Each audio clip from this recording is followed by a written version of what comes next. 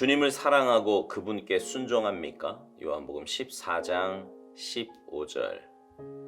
너희가 나를 사랑하면 나의 계명을 지키리라. 주님은 절대로 순종을 강요하지 않으십니다. 주께서는 우리가 무엇을 해야 하는지 아주 강하게 말씀하시지만 절대로 강제로 시키지 않으십니다. 우리는 주님과 하나가 된 마음 가운데 주님께 순종해야 합니다. 바로 이러한 이유 때문에 주님께서는 제자도를 말씀하실 때마다 언제나 만일이란 단어를 사용하셨습니다. 당신이 원하지 않으면 그럴 필요가 없다는 뜻입니다. 아무든지 나를 따라오려거든 자기를 부인하고. 누가복음 9장 23절. 제자가 되려는 사람은 주님을 위해 자기 권리를 포기하라는 말씀입니다. 이는 영원한 신분이 아니라 우리의 현실 속에서 주님께 가치가 있는 사람이 되는 비결을 말씀하신 것입니다.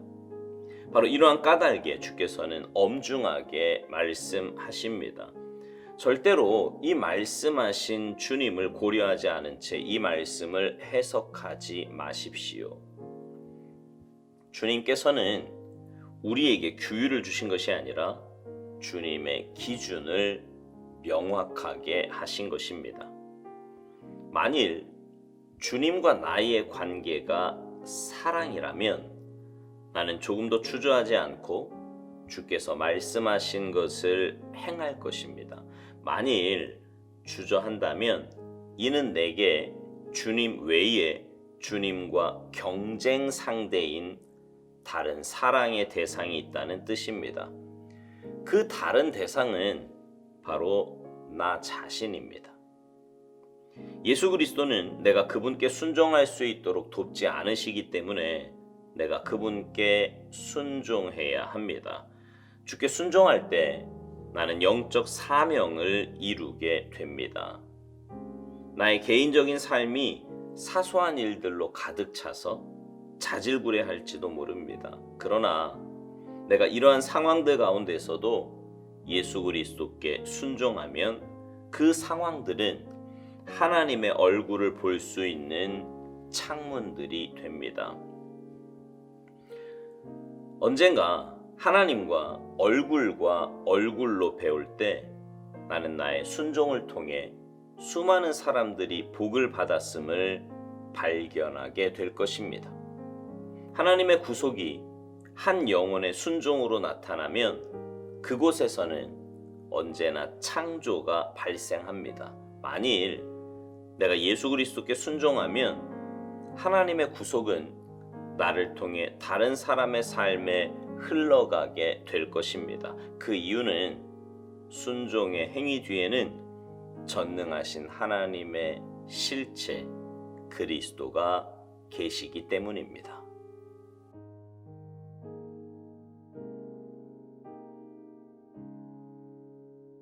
제가 늘 드리는 말씀 가운데 하나가 주님은 인격적인 분이시라는 겁니다.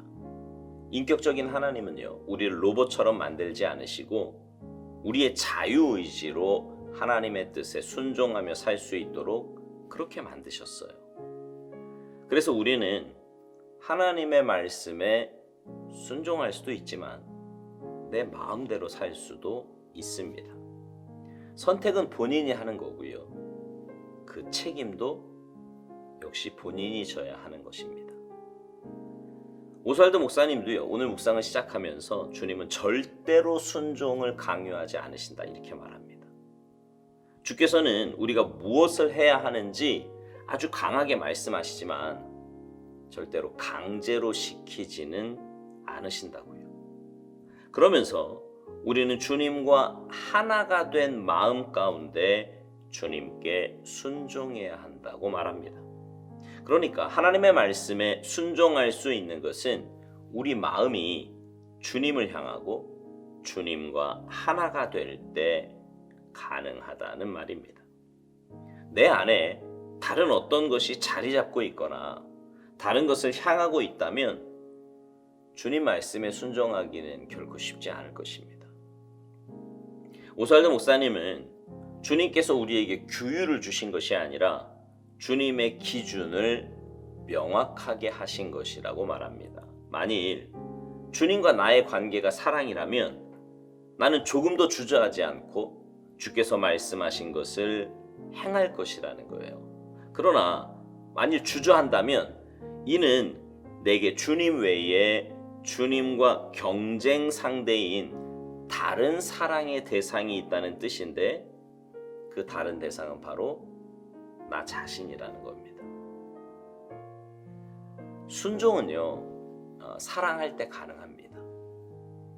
주님께서 우리를 인격적인 존재로 만드신 것은 바로 우리와 사랑의 관계를 맺으시기 위함이에요. 그리고 그 사랑의 관계가 올바로 맺어지면 우리는 자연스럽게 주님 말씀에 순종하게 될 것입니다. 그런데 하나님과 사랑의 관계를 맺는데 가장 방해가 되는 것이 죄악에 물들어 있는 옛 자아입니다. 나는 이기적인 존재이며 본능적인 존재예요. 여기서 본능적인 존재라는 말은 죄로 인해서 망가진 존재를 말합니다. 그 본능적인 존재는 지극히 이기적이고 개인적인 삶을 살려고 합니다. 누구를 사랑하거나 누구를 위해서 살지 못하게 철저하게 자기만을 위해서 살려고 하지요. 그런 옛 자아가 하나님의 사랑에 감복하여서 그 사랑에 붙잡힌 바 되면 하나님 말씀에 순종할 수 있는 힘이 생깁니다. 사람도요, 누군가를 사랑하게 되면 그 사람을 위해서 살게 되지 않습니까? 영적으로도 그래요.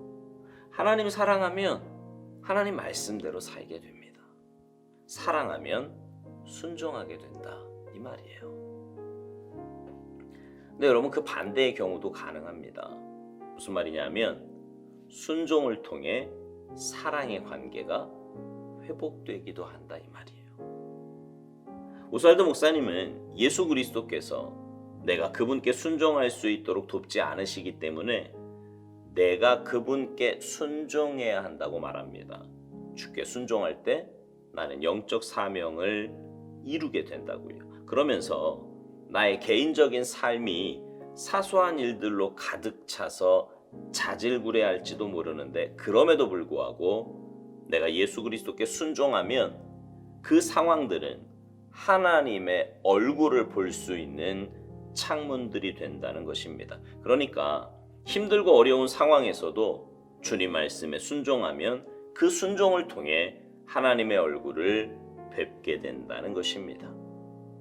그리고 그렇게 주님을 뵙게 되면 우리는 주님과의 사랑의 관계로 들어가게 되는 거예요. 그러니 순종이 사랑으로 가는 길이 되기도 한다는 말이죠. 또 하나, 오스왈드 목사님은 우리가 순종하면 내 주위에 있는 사람들이 하나님의 복을 받게 된다고 말합니다. 우리가 언젠가 하나님과 얼굴로 배울 때가 올 것인데, 그때 나의 순종을 통해 수많은 사람들이 복을 받았음을 발견하게 될 것이라고 말합니다. 상상만 해도 기분 좋은 일 아닙니까? 그러면서 하나님의 구속이 한 영혼의 순종으로 나타나면 그곳에서는 언제나 창조가 발생한다는 거예요. 만일 내가 예수 그리스도께 순종하면 하나님의 구속은 나를 통해 다른 사람의 삶에 흘러가게 될 거라고요. 그리고 그 이유는 순종의 행위 뒤에는 전능하신 하나님의 실체, 곧 그리스도가 계시기 때문이라는 것입니다. 여러분, 우리가 순종할 때 구원의 역사가 나타난다는 말에 도전이 되지 않습니까? 내가 하나님의 뜻대로 순종하여 살면 그 모습이 내 주위에 있는 사람들에게 도전이 되고 은혜가 됩니다. 세상 사람들도요, 하나님의 형상으로 지음받은 잃어버린 주님의 자녀들이기에 마음 깊은 곳에, 그리고 본능적으로 하나님의 사랑에 갈망해 있습니다. 그런 그들에게 하나님의 뜻대로 사는 모습은 삶에 나아갈 방향이 되고 어두움을 밝혀주는 빛이 되는 거예요. 그래서 그런 삶의 모습, 하나님의 뜻대로 사는 순종의 모습이 그들에게는 주님께 나아올 수 있는 계기가 될 수 있다는 것입니다.